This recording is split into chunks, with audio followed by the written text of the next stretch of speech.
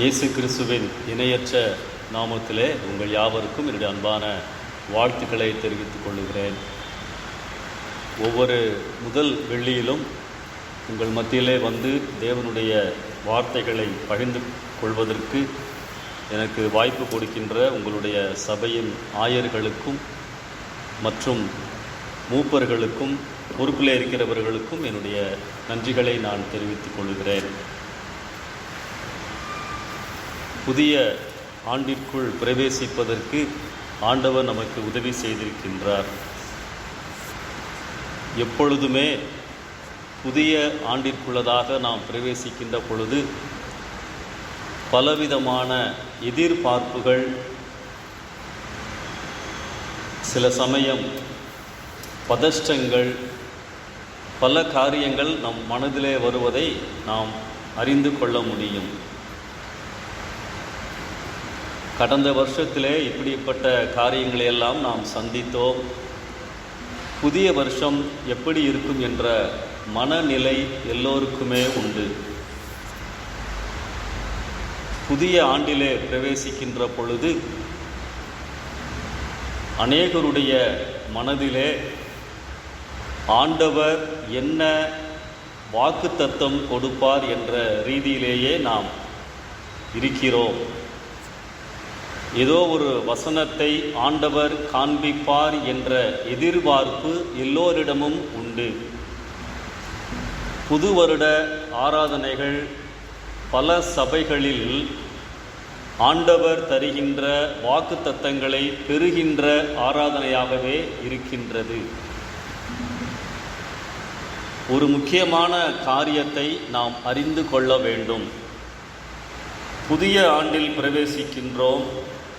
வாழ்க்கை என்னும் வாகனம் எந்தெந்த பாதைகளில் வழியாக செல்ல வேண்டும் என்று சொல்லி நமக்கு தெரியாது. நாம் காணப்போகின்ற சூழ்நிலைகள் நமக்கு தெரியாது. புதிய ஊருக்கு போவது போல புதிய வருடத்தை நாம் ஆரம்பித்திருக்கின்றோம். நாம் எவ்வளவு பரிசுத்தவான்களாக இருந்தாலும் நாளைய நிகழ்வுகள் நமக்கு தெரிய போவதே கிடையாது. அதை நாம் தெரிந்து கொள்ள வேண்டும். புதிய வருடம் எப்படி இருக்கும் என்பதை குறித்ததான வாக்குறுதி நமக்கு தேவை அல்ல. என்ன தேவை? இந்த ஆண்டு முழுவதும் நம்மை எல்லா சூழ்நிலைகளிலும் நன்றாக நடத்தி செல்ல இயன்ற தேவனோடு நான் வைத்து இருக்கின்ற உறவு நிலைதான் முக்கியம். அதை நாம் புரிந்து கொள்ள வேண்டும். ஒரு ஊழியக்காரரிடத்திலே ஒரு விசுவாசி இப்படியாய் கேட்டார், புதிய வருடம் எப்படி இருக்கும்? அவர் இப்படியாய் பதில் சொன்னார், நீ தேவனோடு உள்ள உறவிலே சரியாக இருந்தால் எல்லா நாட்களும் நன்றாகத்தான் இருக்கும். இதைத்தான் நாம் தெளிவாய் புரிந்து கொள்ள வேண்டும். வேதத்திலே புதிய பாதையிலே, புதிய பொறுப்பிலே, புதிய இடத்திற்கு செல்லுகின்ற சூழ்நிலைகளை சிலர் சந்தித்த பொழுது தேவன் அவர்களுக்கு என்ன சொல்லியிருக்கிறார் என்பதை நாம் தியானிக்கும் பொழுது இந்த புதிய வருடத்திலே நான் எவைகளை நினைக்க வேண்டும், தெரிந்து கொள்ள வேண்டும் என்பதை நாம் புரிந்து கொள்ள முடியும். 4 சூழ்நிலைகளை நான் காண்பிக்க விரும்புகின்றேன். முதலாவது, யாக்கோபு ஆதியாகமம் 28ஆம் அதிகாரம் 15ஆம் வசனத்திலே தன்னுடைய சகோதரனுக்கு பயந்து இன்னொரு இடத்திற்கு புறப்படுகின்ற யாக்கோபை நாம் அங்கே பார்க்கின்றோம். புதிய பாதை, திகிலோடு ஒரு இடத்திலே படுத்திருக்கின்ற பொழுது ஆண்டவருடைய வார்த்தை அங்கே வருகின்றது, நான் உன்னோடே இருந்து உன்னை பாதுகாப்பேன். ஆண்டவருடைய பிரசன்னம்.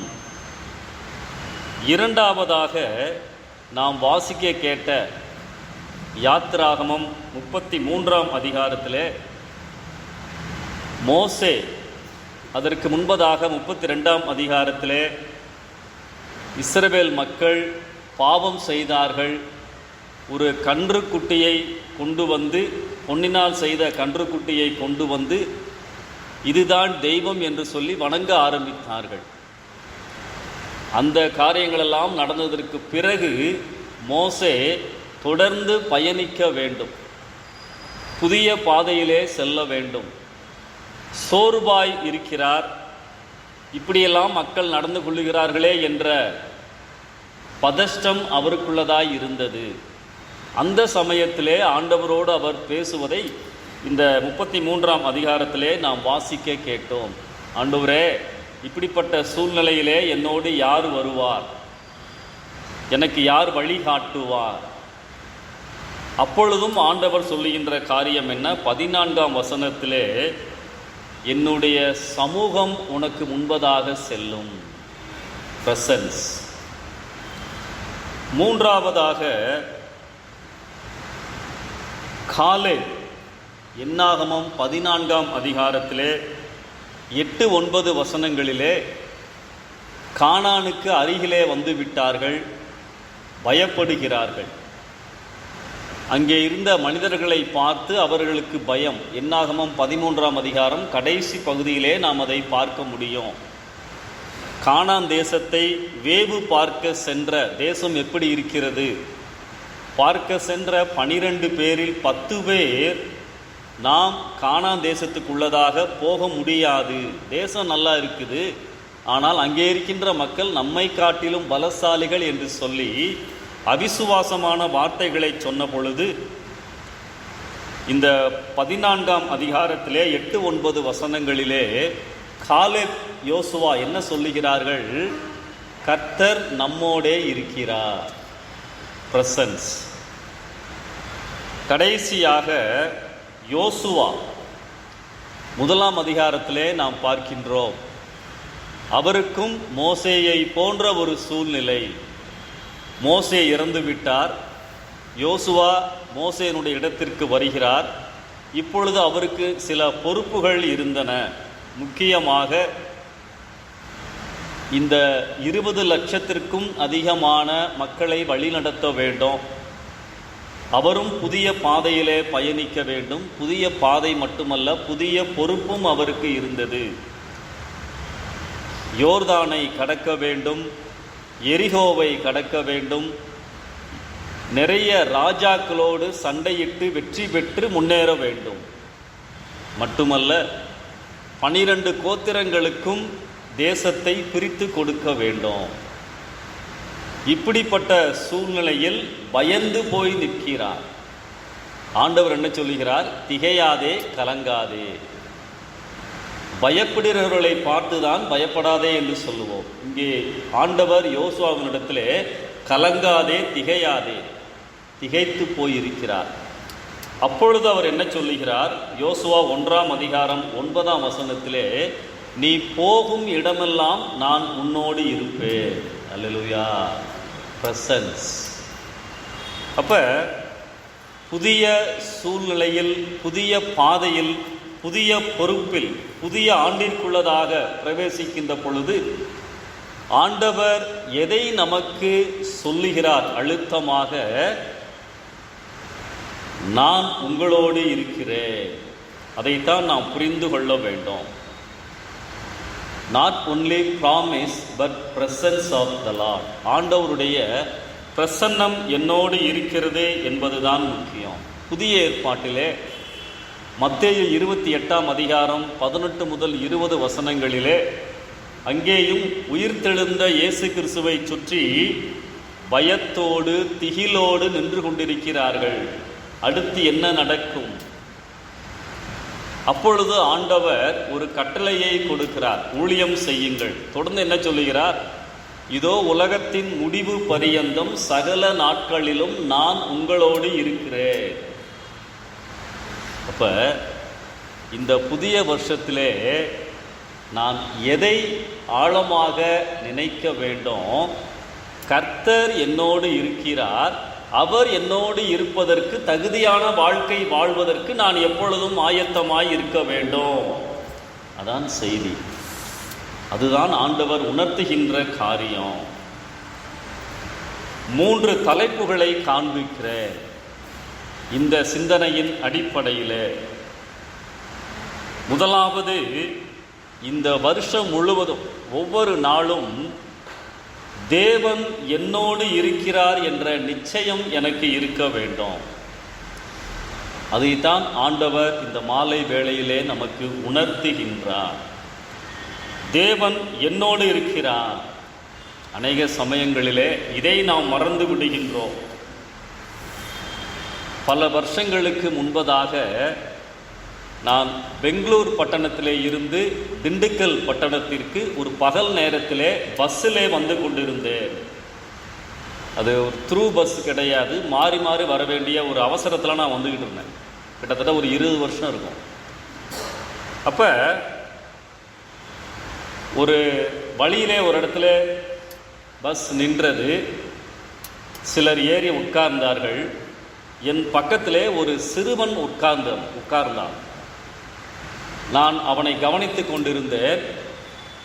ரொம்ப டென்ஷனாக இருந்தான். ஏதாவது பஸ்ஸு ஸ்லோவாக போனாலும் நின்னாலும் உடனே அப்படி திரும்பி பார்ப்பான். அப்படி டென்ஷனாகவே இருப்பான். ஏன்னா அவனுக்கு தவறான இடத்துல இறங்கிடக்கூடாது, இறங்காமையும் இருந்துடக்கூடாது சரியான இடத்துல. அதுதான் அவனுடைய பிரச்சனை. நான் பேசிக்கொண்டிருந்தேன். அப்போ நான் அவனிடத்துல கேட்டேன், தம்பி ரொம்ப டென்ஷனாக இருக்கியே, தனியாக வந்திருக்கிறியா?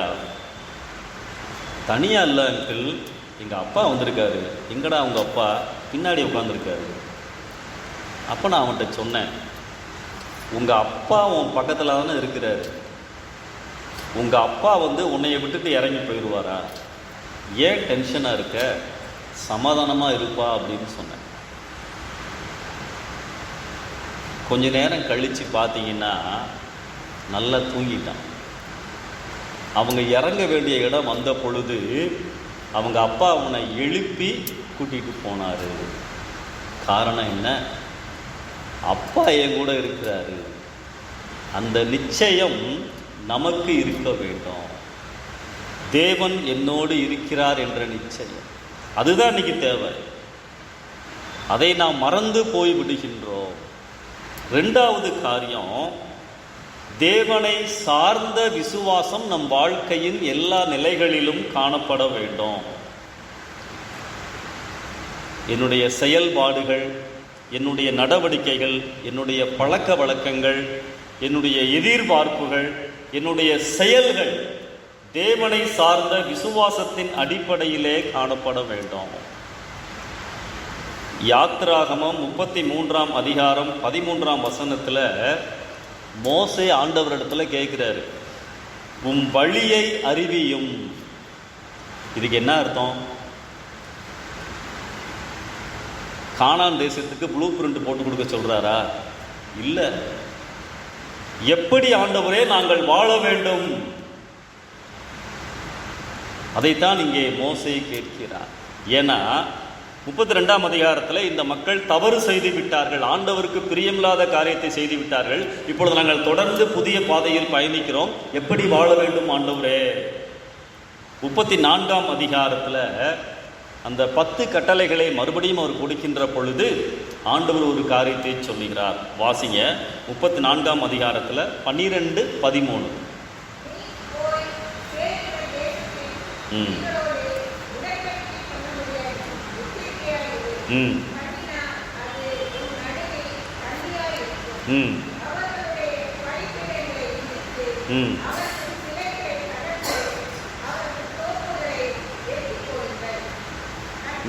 போதுமா? நன்றி. நிறைய காரியங்களே ஆண்டவர் சொல்லுகிறார். இதில் என்ன காரியம்?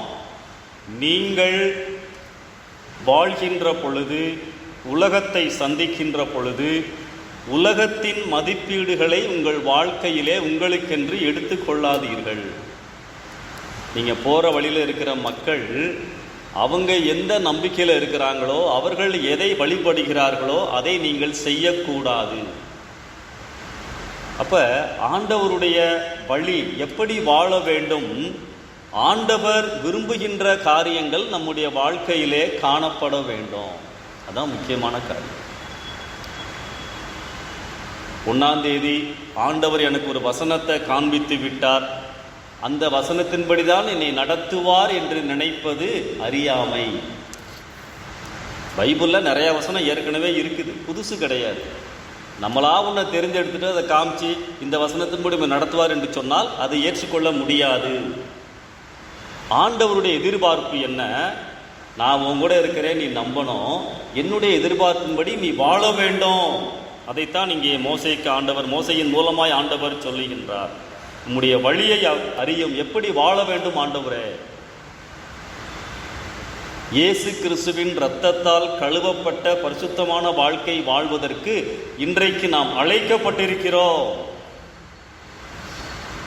இயேசுவுக்கும் எனக்கும் சரியான உறவு இருக்க வேண்டும்.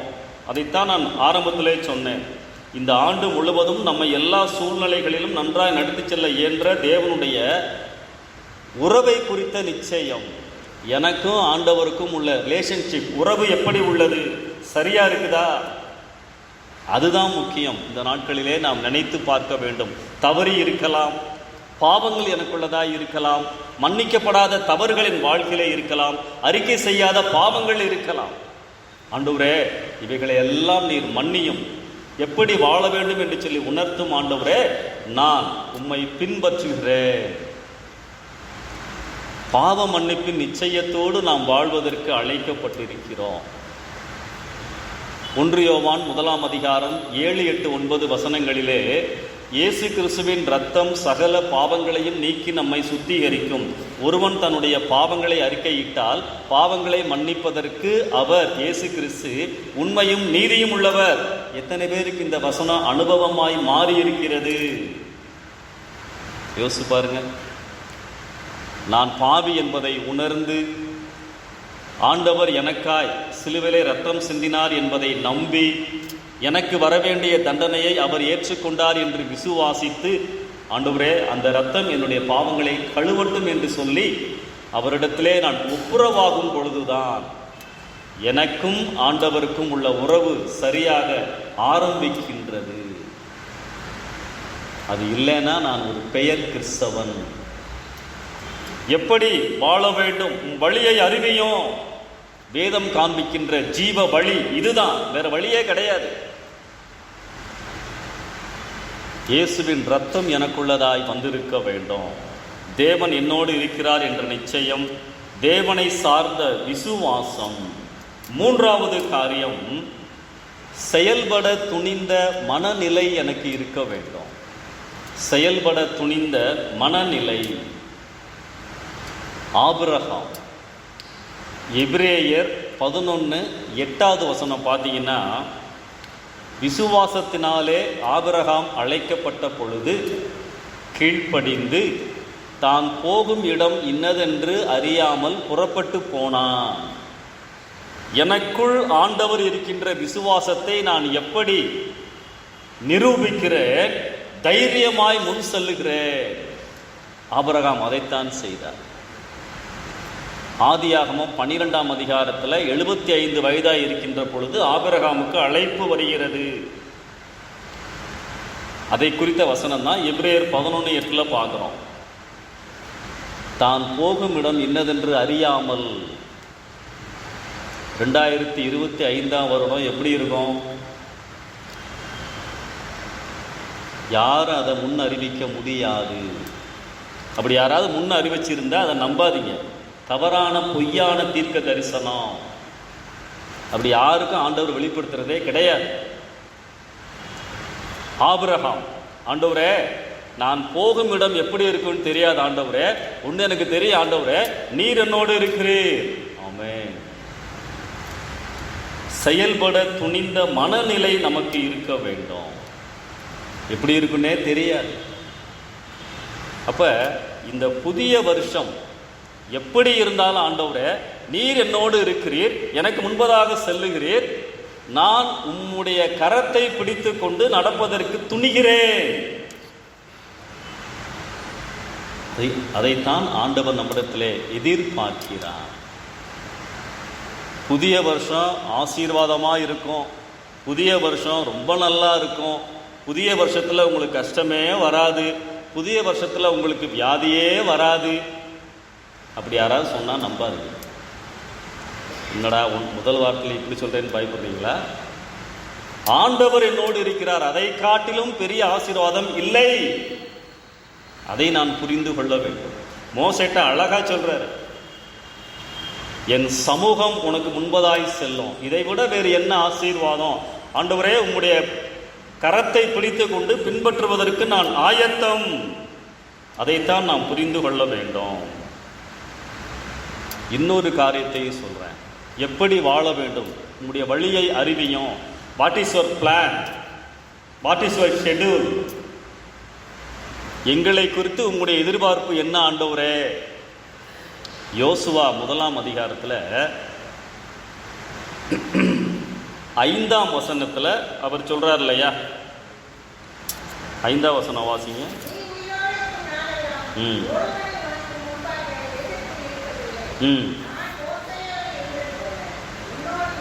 9ஆம் வசனம் வாசிங்க. வாசி முடிச்சுட்டு 9ஆம் வசனம்.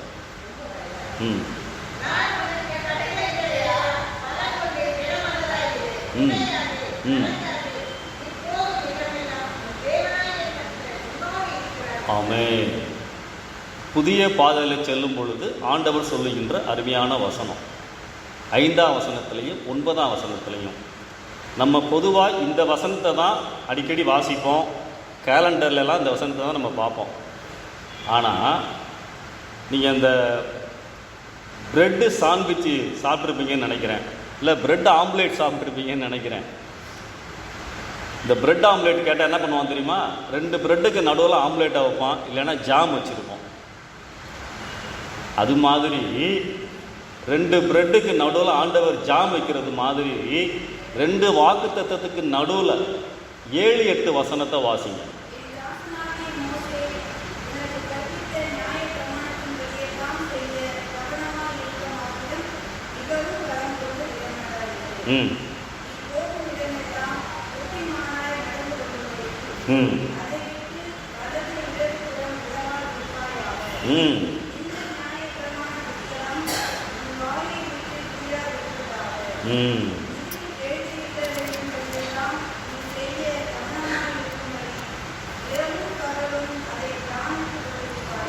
ஆமென். புத்திமானாயும் நடந்து கொள்ளும். அல்லேலூயா. என் வழியை காண்பியும். எப்படி வாழ வேண்டும் ஆண்டவரே? இங்கே யோசுவாக்கு ஆண்டவர் என்ன சொல்லுகிறார்? யோசுவா, பயப்படாதப்பா, கவலைப்படாத, நான் உங்கூட இருக்கிறேன், நீ எங்கே போனாலும் நான் உங்கூட இருப்பேன். ஆனால் நீ என்னுடைய பிரசன்னத்தையும் என்னுடைய வழிநடத்துதலையும் அறிந்து கொள்ள வேண்டும் என்று சொன்னால் வேத வசனங்களுக்கு நேராய் உன் கவனத்தை திருப்பு. வேதத்தை தியானி, இரவும் பகலும் அதை நீ தியானி. இந்த நியாயப்பிரமாண புஸ்தகம் உன்னை விட்டு பிரியாது இருப்பதாக. இதுக்கு என்ன அர்த்தம்? அப்போ ஆண்டவர் என்னோடு இருக்கிறார். செயல்பட துணிந்த மனநிலையிலே ஆண்டவருக்காய் நான் வாழ்கின்ற பொழுது ஆண்டவர் என்ன என்னத்திலே சொல்லுகிறார்? எப்படி நான் அவருடைய பிரசன்னத்தை புரிந்து கொள்ள வேண்டும்? அவருடைய வார்த்தைகள் தான் எனக்கு வழிகாட்டும், வார்த்தைகள் தான் என்னை பலப்படுத்தும். வாக்கு தத்தத்தை வாசிப்பது ஒரு பிரயோஜனமும் கிடையாது, அது நம்மை நினைவூட்டும், அவ்வளவுதான். But I should meditate the word of God. ஆண்டவருடைய வார்த்தைகளை தியானிக்க வேண்டும். இதே வார்த்தையை தான் நம்ம சங்கீதம் 1வது சங்கீதத்திலையும் பார்க்கிறோம். முதல் 3 வசனங்களில், பிரியமாயிருந்து இரவும் பகலும் அதை தியானிக்கிற மனுஷன் பாக்கியவான், அவன் செய்வதெல்லாம் வாய்க்கும். இதெல்லாம் நம்ம செய்யாம வாக்குத்தத்தத்தை மாத்திரம் நாம் நம்புவதிலே பயனில்லை. அதை நாம் புரிந்து கொள்ள வேண்டும். என் விசுவாசத்தை செயல்படுவதற்கு நான் தைரியமாய் முன்னேற வேண்டும். ஆபிரகாமை போல தான் போகும் இடம் இன்னதென்று அறியாமல் புறப்பட்டு போனான். உட்கார்ந்திருக்கல, யோசிக்கல, பின்னாடி பார்க்கல. என் ஆண்டவர் என்னோடு இருக்கிறார், அதான் விசுவாசம். அந்த இடம் எப்படி இருந்தாலும் அதை குறித்து எனக்கு கவலை இல்லை ஆண்டவரே, நான் முன்னேறுவேன். அன்பானவர்களே, தேவன் என்னோடு இருக்கிறார் என்ற நிச்சயம் எனக்கு இருக்க வேண்டும். தேவனை சார்ந்த விசுவாச வாழ்க்கை எனக்குள்ளதாய் இருக்க வேண்டும். வேத வசனத்தை பிடித்து கொண்டு வாழ்கின்ற வாழ்க்கை. அதன் அடிப்படையிலே தேவன் தருகின்ற தைரியத்திலே செயல்படுவதற்கு துணிந்து நான் முன்னேற வேண்டும். அதைத்தான் இந்த மாலை வேளையிலே ஆண்டவன் நம்மோடு பேசுகிறார். புதிய வருஷம், ஆண்டவரே, நான் உம்மை இன்னும் அதிகமாய் அறிந்து கொள்ளட்டும், எனக்கும் உமக்கும் உள்ள உறவிலே நான் சரியாய் இருக்கட்டும். அப்படி நான் வாழ்கின்ற பொழுது நான் செல்லுகின்ற பாதை பயம் இல்லாத சமாதானமான ஒரு பாதையாக இருக்கும். சர்ச்சுக்கு வந்தால் அமைதியாக இருக்குது, நல்லா ஜெபம் பண்ணுறோம், அமைதி கிடைக்கின்றது. வெளியே போனோம்னா அந்த அமைதி இருக்கா? இல்லையே. ஏன் வேண்டும்? எனக்கும் ஆண்டவருக்கும் சரியான உறவு இருந்தால் எங்கே நான் சென்றாலும் எந்த பாதையில் சென்றாலும் அந்த சமாதானத்தை நான் உணர முடியும். சில பேர் சொல்லுவாங்க இல்லையா, மனசில் அமைதியே இல்லைங்க, கோயிலுக்கு வந்திருக்கிறேன். நல்லது, ஆனால் கோயிலில் மட்டும் அமைதியா? நான் எங்கே போனாலும் அந்த அமைதி எங்கே இருக்கணும்? என் இருதயத்துக்குள்ளதாக இருக்க வேண்டும். அதை இயேசு மட்டும்தான் கொடுக்க முடியும். நம் பாதைகளில் ஆண்டவர் செல்கிறார். நாம் செல்லுகின்ற பாதையில் ஏற்கனவே ஆண்டவர் சென்று விட்டார். ஒரு சின்ன பிள்ளை, ஒரு 10 வயசு இருக்கும், முதல்ல ட்ரெயினில் போகுது, புகை வண்டியில். அவளுக்கு ரொம்ப சந்தோஷம். ஜன்னல் ஓரத்தில் உட்காந்துட்டா, ட்ரெயின் கிளம்பிருச்சு, பக்கத்தில் அம்மா உட்காந்துருக்காங்க, ட்ரெயின் மெல்ல அப்படியே போகுது, நல்ல அப்படியே காற்று முகத்தில் அடிக்குது, மரங்கள்லாம் அப்படியே நகர்ற மாதிரி தெரியுது, ஆட்கள்லாம் வேகமாக ஓடிக்கிட்டு இருக்க மாதிரி தெரியுது. சந்தோஷமாக அந்த ரயில் பயணத்தை அனுபவிச்சுக்கிட்டே வர்றா. ஜன்னல் வழியாக எட்டி பார்க்குறா, கொஞ்சம் தூரத்தில் நிறைய ஒரு பெரிய ஆறு தெரியுது. அந்த ஆற்றை நோக்கி ட்ரெயின் போயிட்டுருக்கு. முதல்ல போகிறதுனால பயம். ஐயோ அம்மா, நம்ம ட்ரெயின் தண்ணியில் விழப்போகுது, அவ்வளவுதான் அப்படின்னு சொல்லி பயப்படுகிறான். அம்மா சிரிக்கிறாங்க. கொஞ்சம் தூரம் போனவொன்னு தான் தெரியுது, அழகாக பாலத்து மேலே ட்ரெயின் போகுது. குனிஞ்சு பார்க்குறா, அவளுக்கு ஆச்சரியமாக இருக்குது, சந்தோஷமாக இருக்குது. ஓ, இப்படி ஒரு செட்டப் இருக்குதா? ட்ரெயின் போய்கிட்டே இருக்குது. கொஞ்சம் தூரத்தில் பெரிய மலை தெரியுது, நம்ம திருப்பரங்குன்ற மலை மாதிரி. மறுபடியும் பயம். அங்கேயாவது தண்ணி இருந்துச்சு, பால் இருந்துச்சு, இங்கே பெரிய மலை தெரியுதே, ட்ரெயின் மோதிருமே.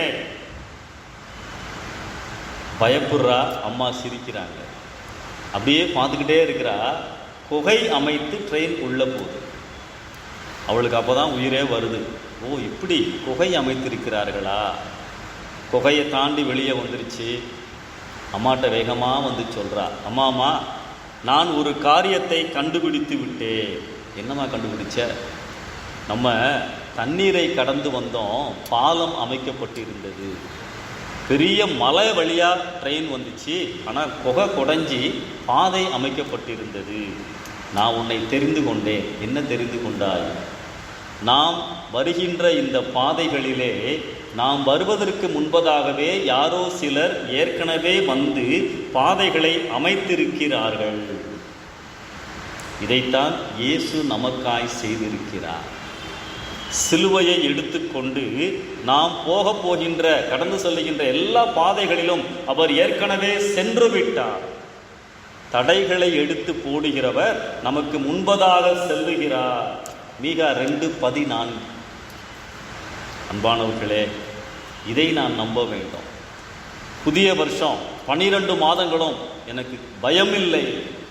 ஏற்கனவே இந்த பாதைகளில் என் இயேசு சென்று விட்டார், அவரை நான் பிடித்துக் கொள்ளுகிறேன். அப்படிப்பட்ட கிருபைகளை ஆண்டவர் நமக்கு தருவாராக. தைரியமாக, சந்தோஷமாக புதிய வருடத்தை நாம் எதிர்கொள்ளுவோம்.